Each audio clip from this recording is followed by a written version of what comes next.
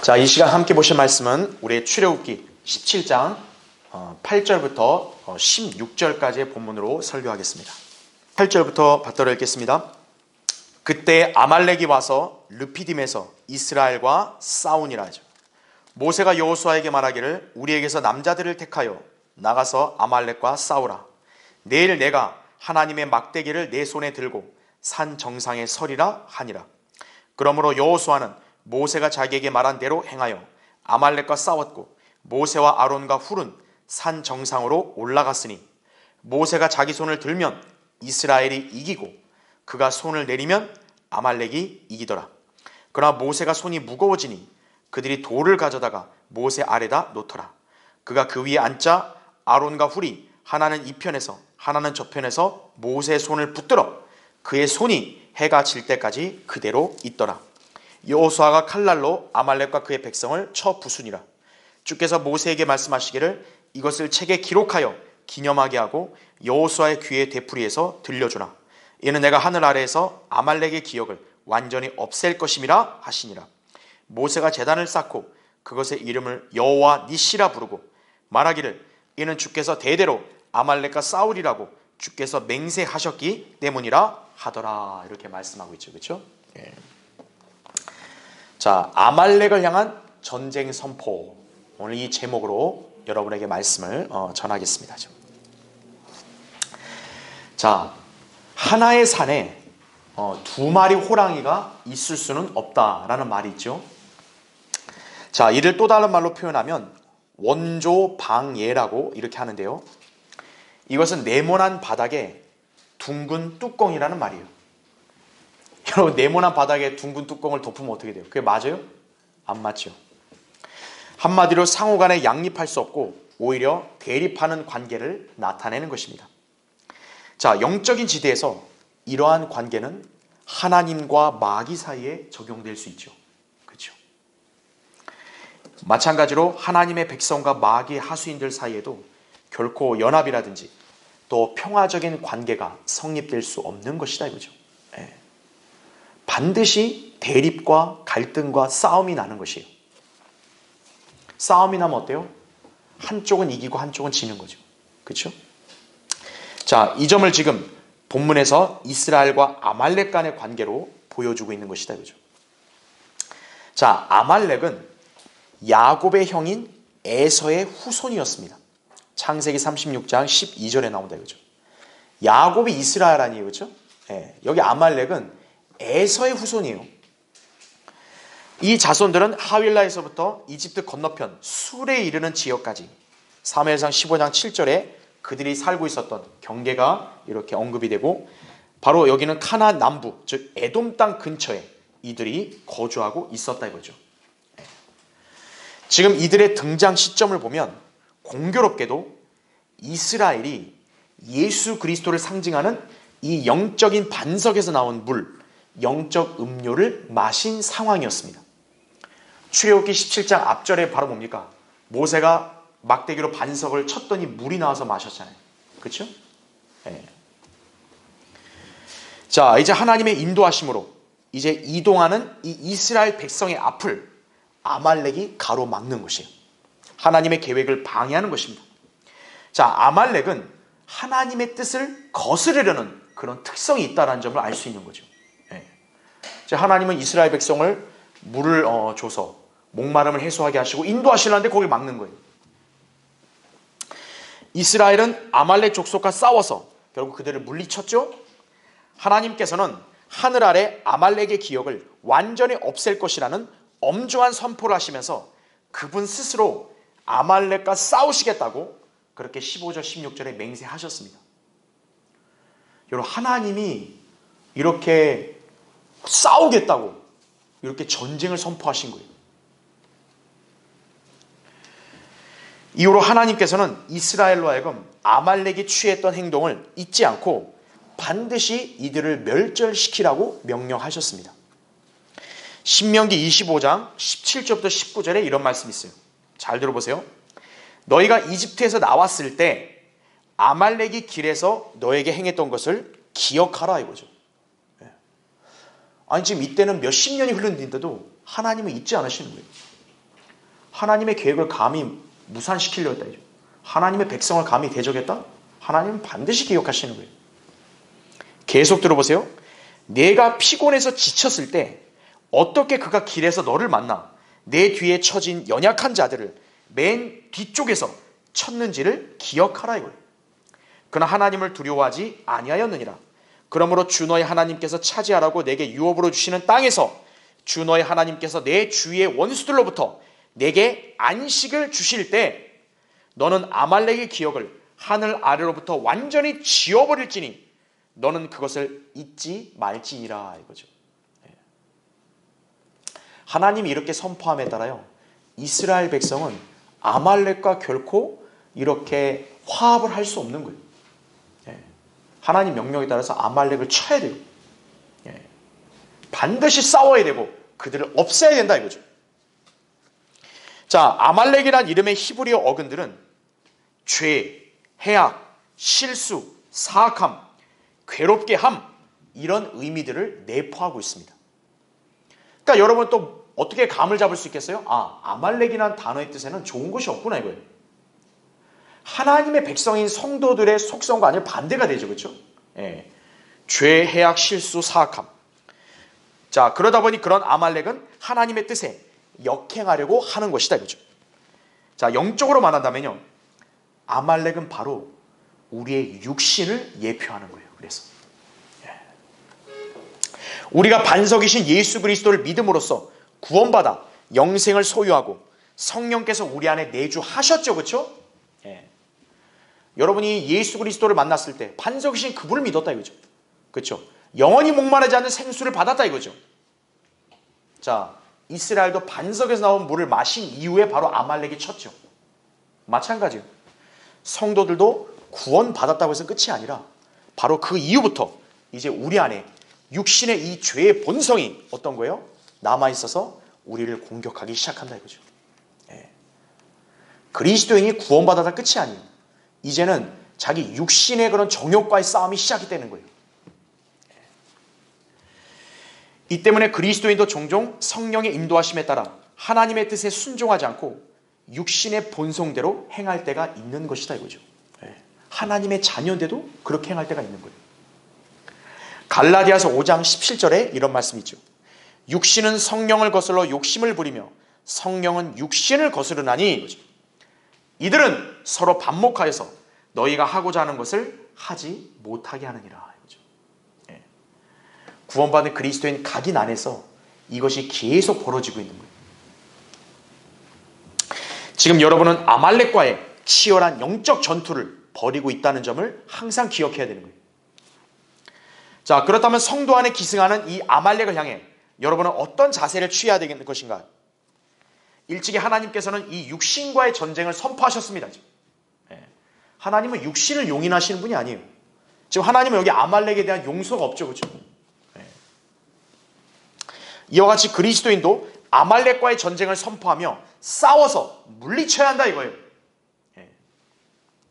그리하여 우리는 피 흘리기까지 죄와 맞서 싸우고 승리하여 주님께 영광을 돌려야 하는 것이다 이거죠.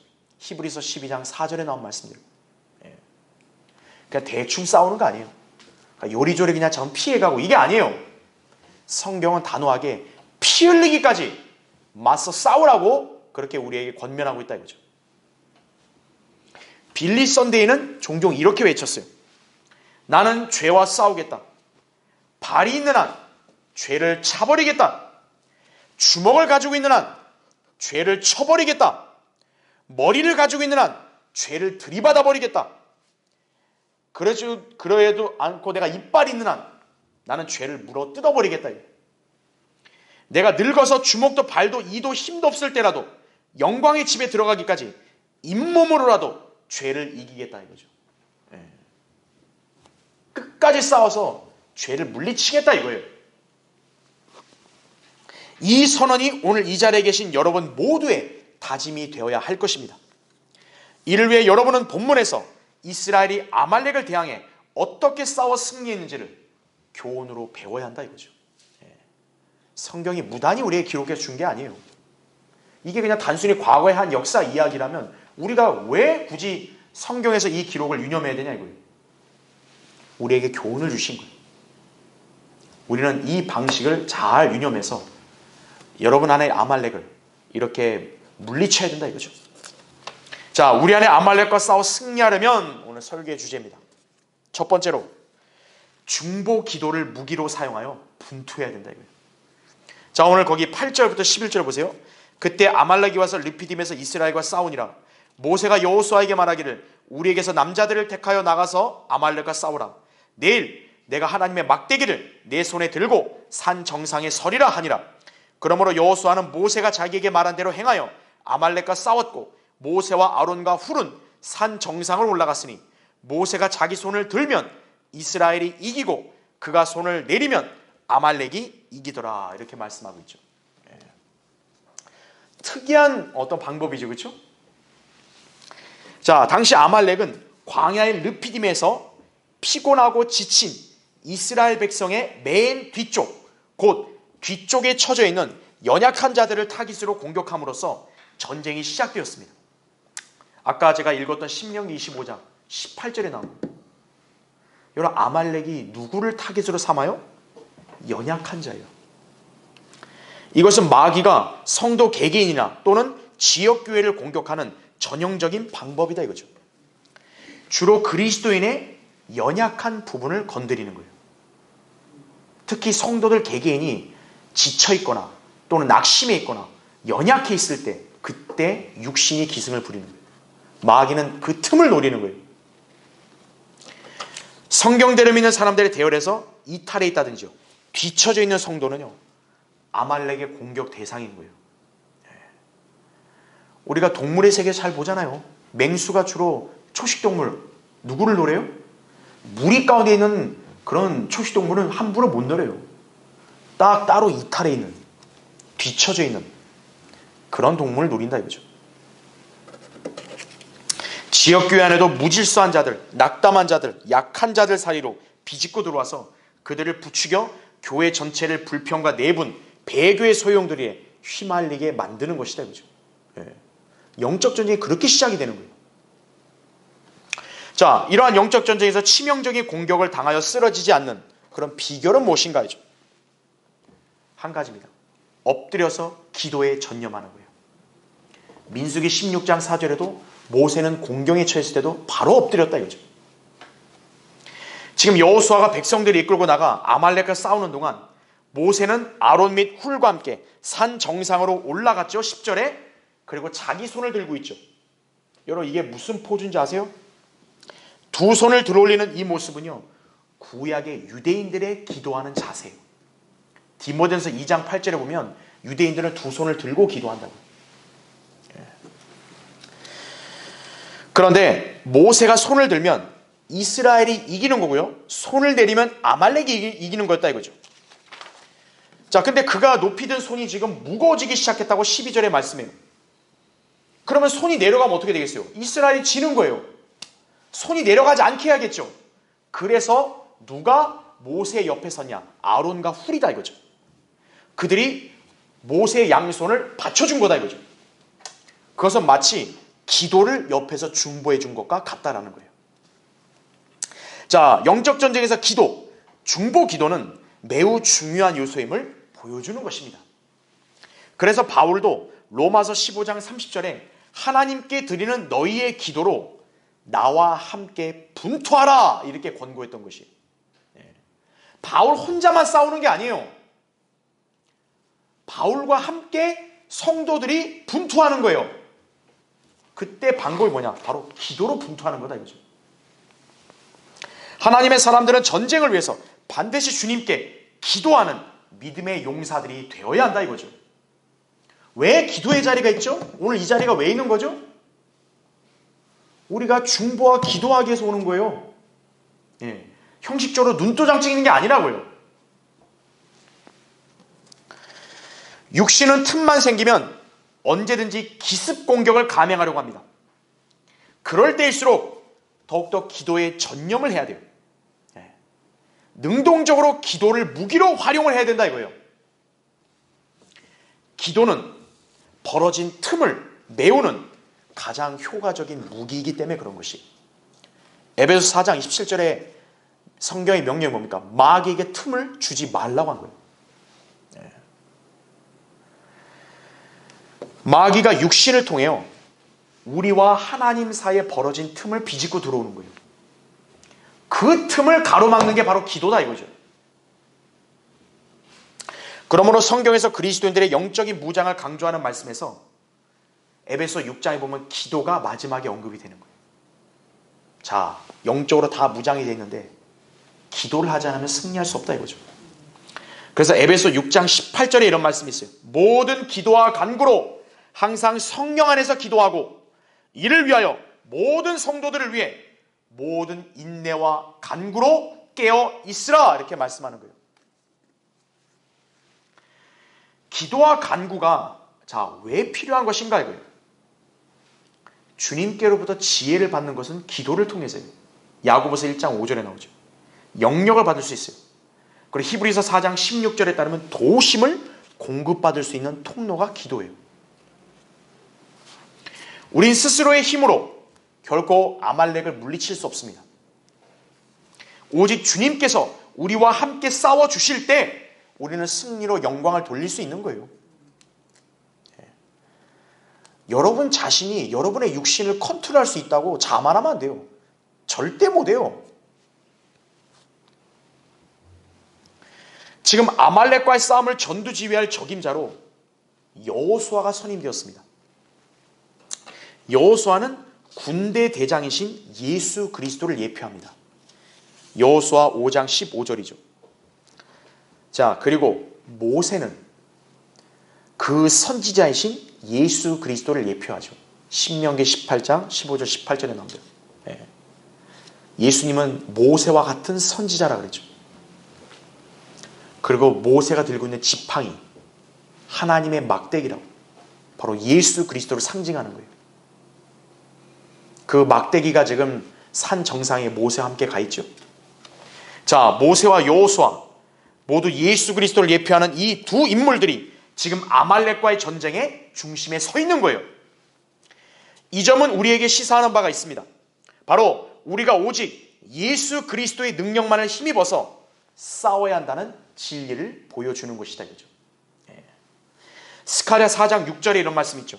힘으로도 아니요 능력으로도 아니며 오직 나의 영에 의해서니라 이렇게 말씀하는 거예요. 그런 주님의 능력을 이끌어내는 것이 바로 기도라는 거예요.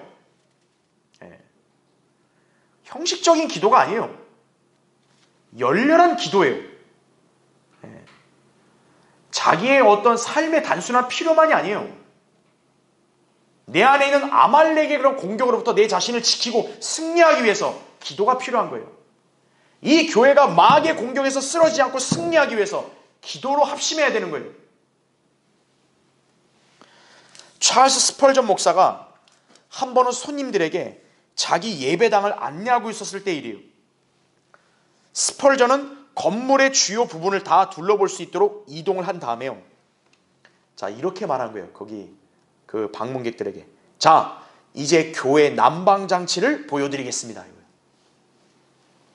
그러니까 손님들은 아니 교회 그 난방장치가 얼마나 대단하길래 우리한테 그걸 구경시켜 주려나 그렇게 생각하면서 따라갔어요. 근데 그들이 도착한 곳은 다름 아닌 400명의 성도들이 모여서 기도하는 방이었어요.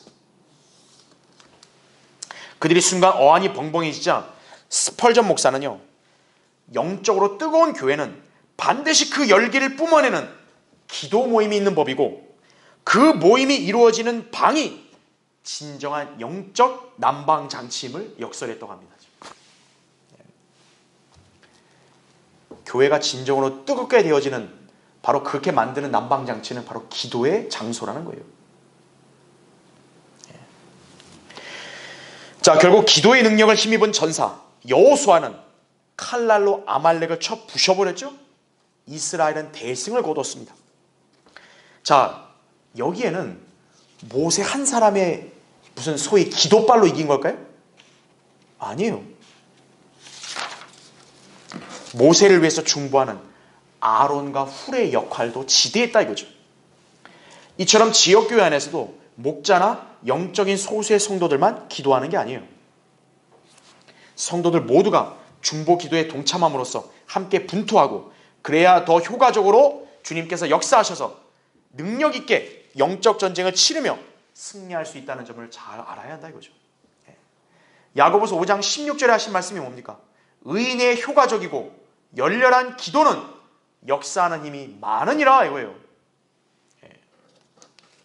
한 사람의 기도, 그보다 두 사람, 세 사람, 10사람, 수십 명의 성도들이 합심하여 기도하면 그 열렬함이 하나님께 더 잘 상달되는 거예요.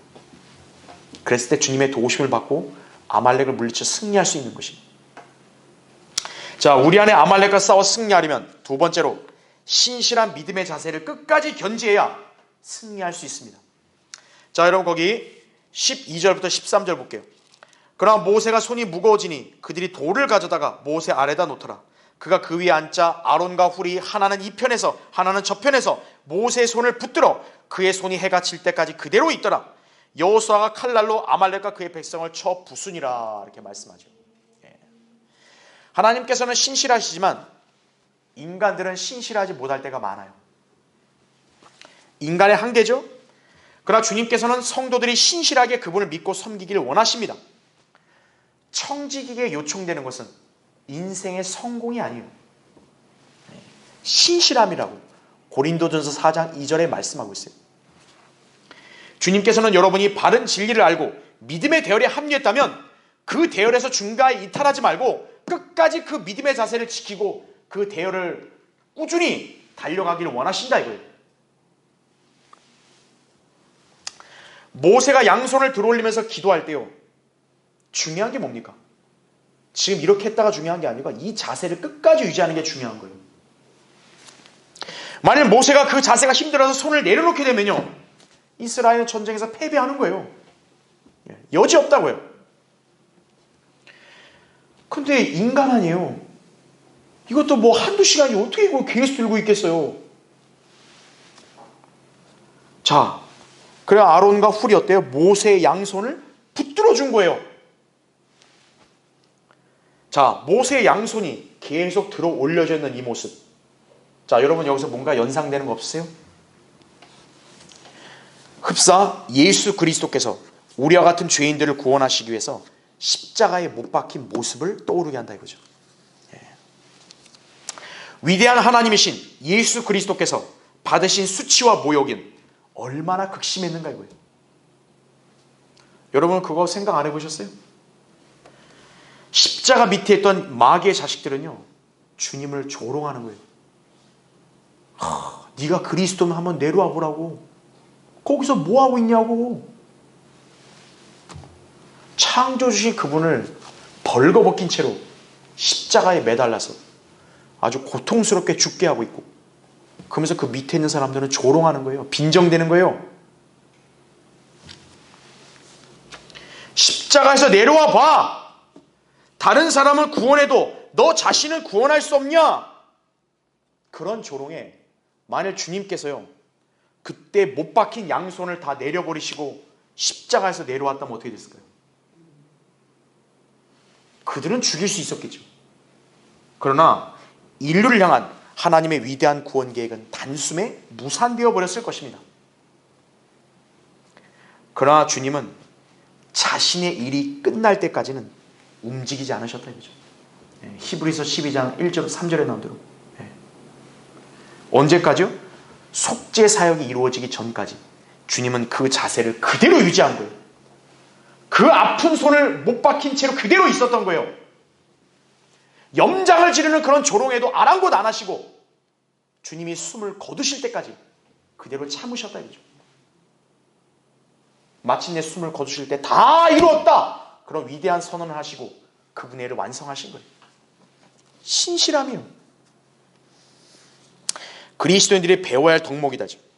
성경은 우리에게 죽기까지 신실하라, 계시록 2장 10절에 그렇게 명령하고 있다 이거죠. 야, 하루나 일주일이나 한 달이나 1년만 좀 믿음 생활 잘해봐. 하나님 그렇게 명령하신 거 없어요. 그런 명령 하시지 않았어요. 언제까지요? 죽기까지요. 죽기까지. 우리 각자 인생이 끝날 때까지 신실하라 이거예요. 우리가 말씀을 묵상하고 기도에 정진하는 생활 언제까지 지속해야 될까요? 여러분 주님 앞에 경배드리고 또 헌신하여 하나님의 사역에 동참하고 복음을 전파하는 일 여러분 언제까지 해야 될까요? 1, 2년만 하면 되는 거예요? 우리 믿음의 선한 싸움과 달려갈 길을 맞춰서 주님께 가기 전까지예요. 디모데후서 4장 7절에 나오더래요. 한두 번 기도하고 한두 번 성경 읽고 한두 번 복음 전파하는 거 누구나 마음만 먹으면 할 수 있어요. 그러나 지속적으로 순종하며 실행하는 일은 결코 쉽지 않습니다. 그럼에도 불구하고 성경은 우리에게 일시적인 섬김이나 헌신을 요구하지 않았어요. 항상 행하도록 명령하신다. 항상. 기뻐하는 것도 언제 하래요? 항상 기뻐하라 이거예요. 기도도 어때요? 쉬지 말고. 골로새 4장 2절에도 꾸준히 기도하고 감사함으로 기도에 깨어 있으라 이렇게 말씀하는 거예요. 여기에 정해진 기한은 없어요. 여러분은 가끔 신앙생활과 자세가 느슨해지려고 할 때마다 다른 거 보지 마세요. 예수 그리스도만을 바라보시는 거예요. 그래야 신실하게 믿음을 지킬 수 있다 이거죠. 예. 잠깐 한번 찾아볼까요? 히브리서 12장 보십시오. 그거 껴놓으시고 자 1절부터 4절까지 제가 읽을게요. 그러므로 이처럼 많은 구름 같은 증인들이 또한 우리를 둘러싸고 있으니 우리 또한 모든 무거운 것과 쉽게 애워싸는 죄를 벗어버리고 인내로 우리 앞에 놓인 경주를 하자. 그리고 우리 믿음의 창시자요 완성자이신 예수를 바라보자. 그는 자기 앞에 놓인 즐거움을 위하여 십자가를 견디시고 수치를 개의치 아니하시더니 하나님의 보좌 오른편에 앉으셨느니라. 너희가 마음이 지쳐 낙심치 않기 위하여 자기에게 저질러진 죄인들의 그와 같은 모순된 행동들을 견뎌내신 그를 깊이 생각하라. 너희가 죄와 맞서서 싸우되 아직 피 흘리기까지는 대항하지 않았으며 이렇게 말씀하고 있죠.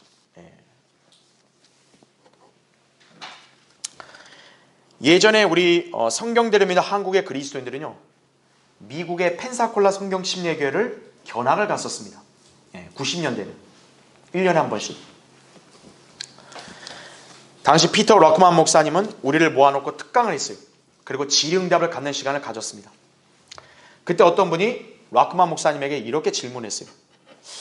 목사님이 사역하는 내내 가장 어려웠던 점이 무엇이었습니까? 이거예요. 자, 우리 같은 평범한 그리스도인들은 여러 가지 형태로 연약할 때가 많지만 그 영적인 거장 아니에요. 우리 안목으로 볼 때는 뭐 영적인 거장은 뭐 우리의 연약함을 그분은 능히 견딜 수 있을 거라 생각하잖아요. 이런 이분도 어쨌든 우리와 같은 인간이기 때문에 뭔가 어려움이 있을 것 같으니까 내심 궁금해서 아마 질문했을 거예요. 믿음의 생활하고 사역할 때 자, 이런 영적인 거장은 뭐가 가장 어려웠는가? 락만 목사님은 자, 이렇게 고백을 했어요. 믿음의 창시자요 완성자이신 예수 그리스도를 지속적으로 바라보는 게 가장 어려웠다 이거예요. 아니 그렇게 믿음이 훌륭하신 분인데도 이러한 고백을 하는 거예요. 얼마나 마귀의 공격과 또 치열한 영적 전쟁을 위해서 지칠 때가 많았겠냐고요. 그렇죠?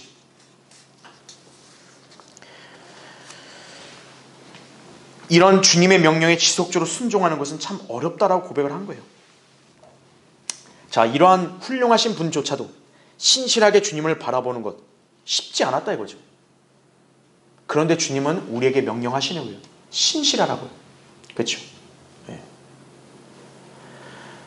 여러분도 완벽하게 예수 그리스도를 바라보지는 못할 거예요.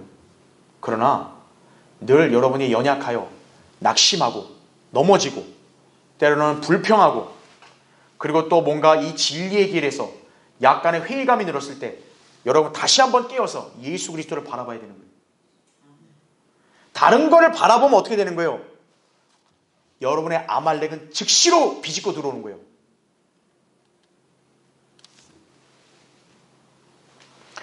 왜 그리스도인들이 신실하게 주님을 바라보고 믿음으로 전쟁에 임하지를 못하는가 이거예요. 왜? 아니 맨날 패배만 하진 않아요. 어쩔 때 승리하는 사람도 있어요. 근데 지속적으로 승리하지 못하는 경우가 너무 많다고요. 자, 다윗은 전쟁은 주의 것이라고 사무엘상 17장 47절에 고백을 했고요. 이 영광의 왕이 누구신가? 강하고 능력 있으신 주시며 전쟁의 능력 있으신 주시로다. 시편 24편 8절에 그렇게 말했습니다. 전쟁은 하나님이 주관하신다고요. 자, 이 점은 지역교회나 성도 개개인의 영적 전쟁이 다 마찬가지예요. 여러분 개인 안에서 벌어지는 영적 전쟁도 결국 하나님이 주관하실 수 있는 거예요. 여러분이 주님께 맡겨드리면 하나님이 주관해서 승리할 수 있다 이거예요. 그런데 마귀는 이러한 사실을 가리기 위해서요, 외부적인 환경이나 육신적인 조건 등을 생각나게 하는 거예요. 주변을 쳐다보게 하는 거예요. 나와 하나님 사이를 바라봐야 되는데 주변을 보게 하는 거예요. 자꾸 세상을 보게 하는 거예요. 그래서 여러분을 하여금 육신의 공격과 유혹에 무기력하게 만들어버리는 거예요. 아, 맞아. 내가 상태가 이러니까 난 안 되지. 맞아. 내 현재 환경이 이러니 나는 못하지. 나 하나님께 영광 못 돌리지. 그렇게 무기력하게 만들어버리는 거예요. 그러니까 종국이 어떻게 하나? 굴복시키는 거예요. 자, 그러다 보면 종종 우리는 시선과 생각이 어때요? 예수 그리스도가 아니라 다른 곳으로 가는 거예요. 그럼 패배하죠, 당연히. 우리 육신이 잘난 게 뭐가 있나요? 그렇죠? 우리 알량한 지혜와 힘으로 어떻게 이 강한 영적 세력인 마귀와 또 이 아주 매우 죄악이 강한 육신을 어떻게 이기냐고요, 우리가. 주님이 명령하시는 거예요. 예수 그리스도를 바라보라 이거예요. 자나깨나 예수 그리스도를 바라보라 이거예요. 자, 우리는 반드시 기억해야 합니다. 우리의 능력은 하나님께로부터 온다는 걸 말이죠. 그렇죠? 고린도서 10장 4절에도 우리의 전쟁 무기는 육신적인 것이 아니요 오직 하나님을 통하여 견고한 요새들을 무너뜨리는 능력이라 이렇게 말씀하는 거예요. 우리는 주님께 기도와 간구로 아뢰며 그분의 도우심을 받아서 육신과의 싸움을 싸워야 돼요. 육신이 하라는 대로 무기력하게 시키는 대로 가면 안 돼요. 그러면 이스라엘이 아말렉에 포로되는 것과 똑같은 모습인 거예요. 하나님은 이스라엘로 하여금 그렇게 하지 말라 그랬죠. 싸우라 그랬죠. 말씀의 칼을 항상 갈고 닦아서 여러분은 늘 육신과 마귀를 쳐야 한다 이거죠. 자, 우리 안에 아말렉과 싸워 승리하려면 세 번째로 아말렉과 대대적으로 싸우겠다고 다짐하며 실천해야 한다 이거죠. 자, 다시 우리 17장 13절부터 16절 보면요, 14절부터 볼게요. 주께서 모세에게 말씀하시기를 이것을 책에 기록하여 기념하게 하고 여호수아의 귀에 되풀이해서 들려주라. 이는 내가 하늘 아래에서 아말렉의 기억을 완전히 없앨 것임이라 하시니라. 모세가 제단을 쌓고 그것의 이름을 여호와 니시라 부르고 말하기를 이는 주께서 대대로 아말렉과 싸우리라고 주께서 맹세하셨기 때문이라 하더라 말씀합니다. 아말렉과의 전쟁에서 이스라엘은 마침내 여호수아를 통해 그들로 칼날로 쳐 부수게 되죠. 이때부터 하나님께서는 아말렉의 기억을 하늘 아래서 완전히 없애버리겠다고 다짐하면서 대대로 싸우겠다고 맹세하셨다 이거죠. 여러분, 하나님이 맹세했다면 하나님이 그걸 번복할 수 있겠어요? 못하죠. 말 그대로 아담부터 영원까지 아말렉이 상징하는 육신과의 전쟁을 다짐하신 것입니다. 이처럼 하나님께서 아말렉을 향해 대대적인 전쟁을 선포했듯이 그리스도인들도 자신의 육신을 관용의 대상이나 타협의 대상이 아니라 반드시 없애야 할 적으로 간주하고 싸워서 이겨야 하는 것이에요. 육신에 끌려다니는 게 아니에요. 육신을 쳐서 하나님께 복종시켜야 된다 이거예요. 아말렉 민족의 조상인 에서는요, 육신적인 사람의 대표적인 유형입니다. 그는 하나님이 주시는 영적인 복을 경시했던 사람이죠. 그를 두고 성경에서는 속된 자라고 평가하시죠. 히브리서 12장 16절에 속된 자예요. 육신 안에 있는 자는 어떤 형태로도 하나님의 사랑과 복을 받을 수 없다는 것을 의미합니다. 육신은 결코 하나님의 뜻에 따라 살려고 하는 우리를 시기하고 쓰러뜨리려고 한다는 점을 기억하셔야 돼요. 여러분의 육신은 결코 여러분이 성경대로 주님을 믿고 신실하게 주님을 따르는 것을 못하게 하는 거예요. 오늘 하지 마. 오늘 안 하면 내일도 왜요? 하지 마. 오늘. 내일 모레도 하지 마. 그래서 이러는 거예요. 네. 힘들잖아. 네. 너랑 안 맞잖아. 그냥 하지 마. 이게 바로 아말렉이에요.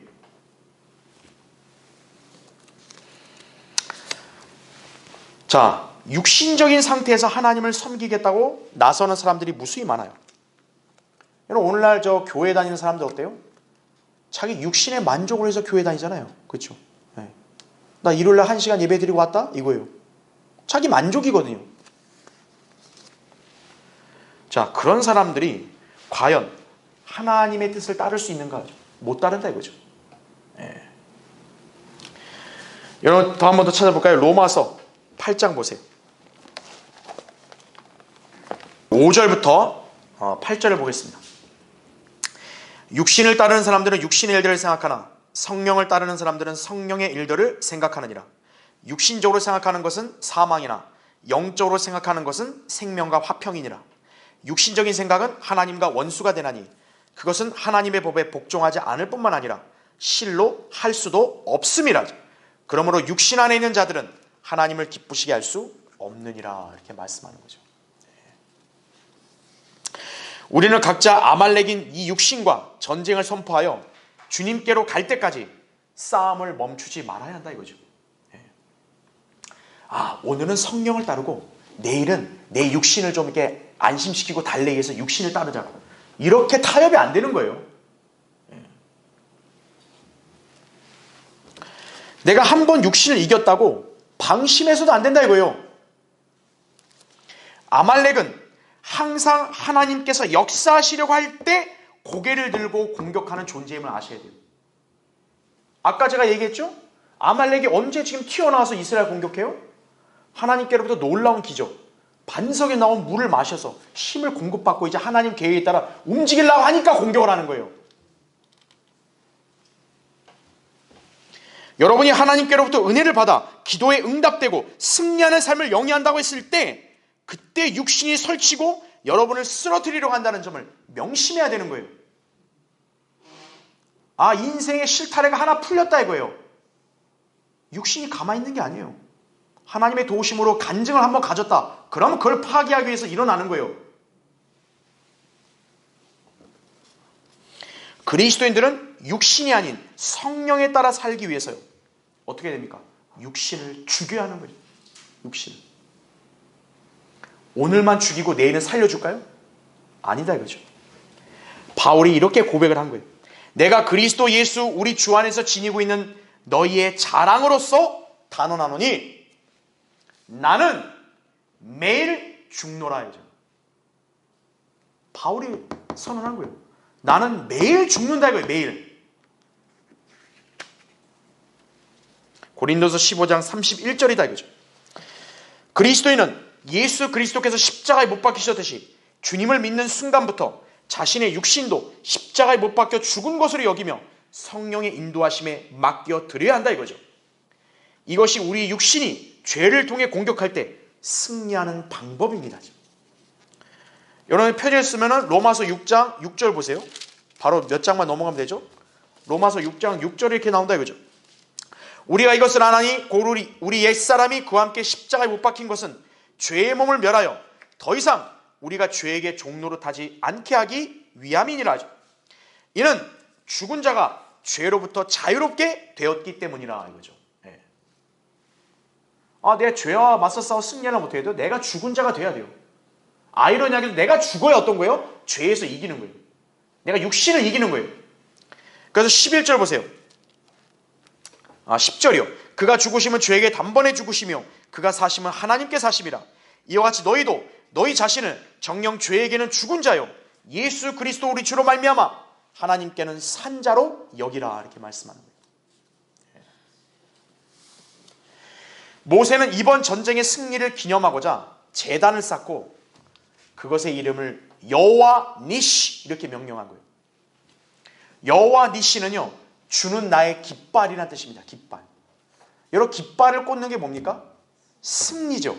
거기를 점구했다는 표식이죠. 예. 어느 지점에 깃발이 꽂혀 있다는 것, 그 지점을 정복했다는 상징이에요.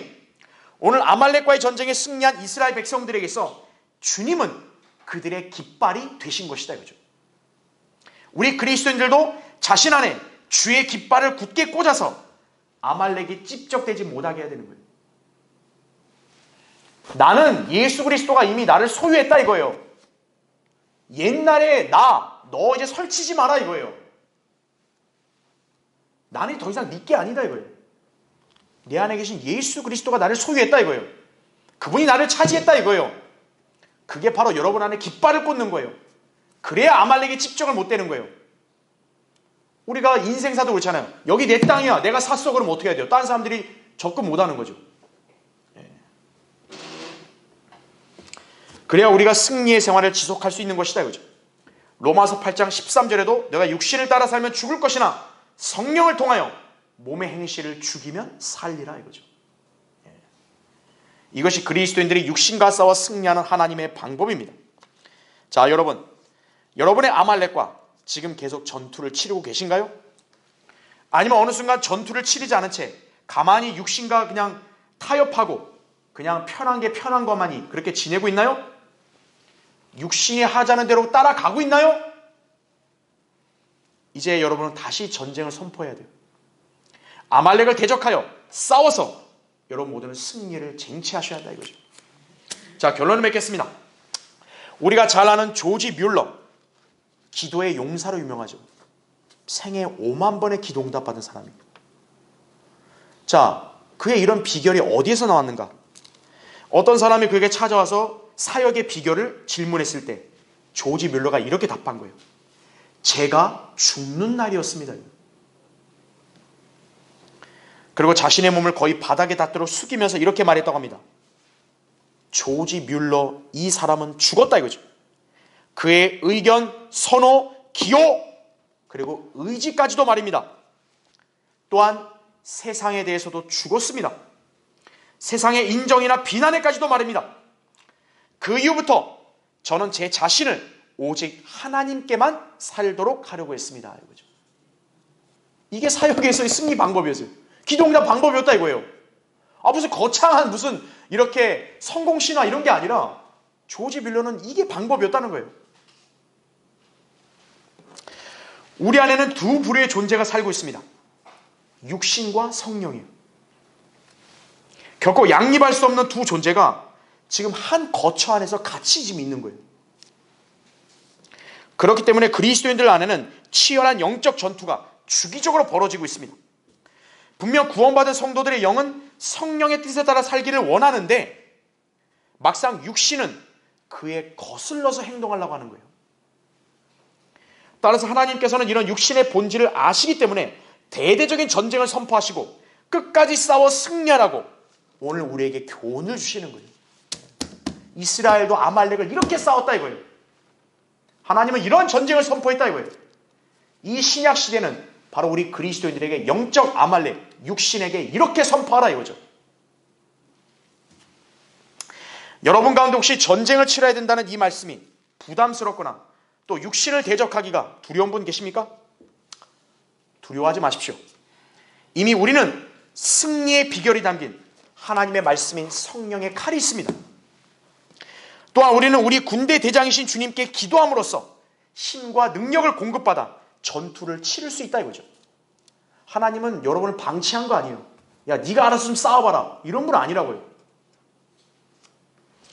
무엇보다 주님께서 친히 우리와 싸울 때 함께 하셔서 우리를 도우신다 이거죠.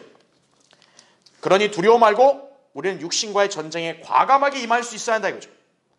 육신을 이기는 방법은 십자가에 못 박힌 것으로 자신을 간주하는 것이, 그리고 내 안에는 오직 예수 그리스도만이 살아서 내 삶을 주관하신다는 것을 믿고 그대로 실행하는 거다 이거죠. 이것만이 우리가 아말렉을 유일하게 물리칠 수 있는 비결임을 알아야 한다 이거죠. 마지막으로 갈라디아서 2장 20절을 읽고 마치겠습니다. 내가 그리스도와 함께 십자가에 못 박혀 있으나 그럼에도 나는 살아있노라. 그러나 내가 사는 것이 아니요 그리스도께서 내 안에 사시는 것이라. 내가 이제 육신 안에서 사는 삶은 나를 사랑하시어 나를 위해 자신을 주신 하나님의 아들을 믿는 믿음으로 사는 것이라. 이게 우리 모든 그리스도인들의 삶의 방향이라는 점을 아셔야 합니다. 그렇죠?